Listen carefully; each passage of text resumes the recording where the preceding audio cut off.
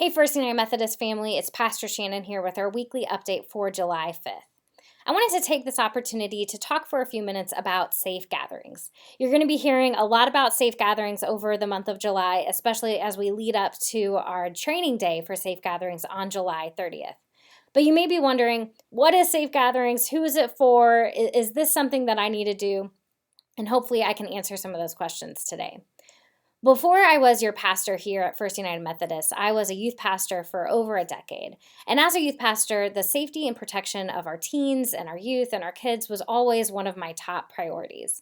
We know that we live in a pretty messed up world, that a lot of things can happen to our kids anywhere they go, to school, wherever it might be. But as a pastor, I feel like the church should be one place where teens and kids always have a safe environment, where they are always protected. So Safe Gatherings is a super informative training program that helps us as pastors, as leaders in the church, as volunteers to look out for signs of abuse or neglect or violence in the home, and also just help live out our mandate to do no harm to others.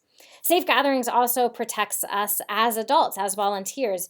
It gives us good reminders about why we should never be alone with teens, why we always need to have two deep leadership or two adults present anytime there's kids or youth around.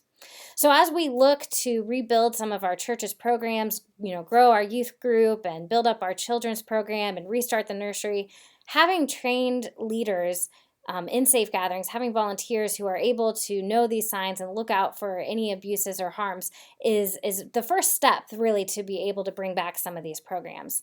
So Safe Gatherings is for you if you ever feel like in the future you might want to volunteer with our kids or with our youth, with our teens. So there's a few different ways that you can complete Safe Gatherings. The first is you can go online right now to safegatherings.com, click the link that says Get Started, and start filling out the background check and the application and begin watching the training videos. You can do this just on your own time when it's most convenient for you. Just select that we are a part of the Missouri Conference and you are part of First United Methodist Church of Excelsior Springs. However, we will be having a training day on July 30th, just immediately following the Sunday worship service, where we'll all bring our laptops or our computers or our iPads, and we'll sit around and we'll do this together. That way, myself and Christy Rice will be available if you get started and you run into some roadblocks or have some questions.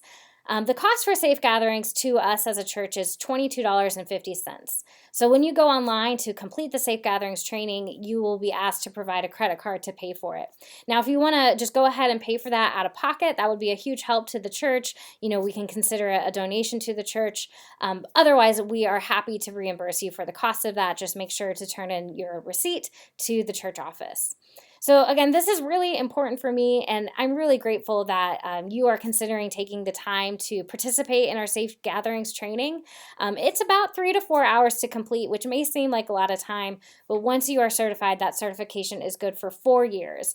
So the way I think about it is it's only 4 hours out of the over 35,000 hours you're going to have in the next 4 years.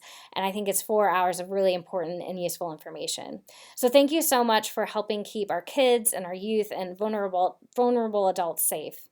As a reminder, we wrap up our Bible Stories for Grown-Ups sermon series this Sunday, July 9th, with our last sermon being on the story of Jonah. So I hope to see you then. Until then, have a great week.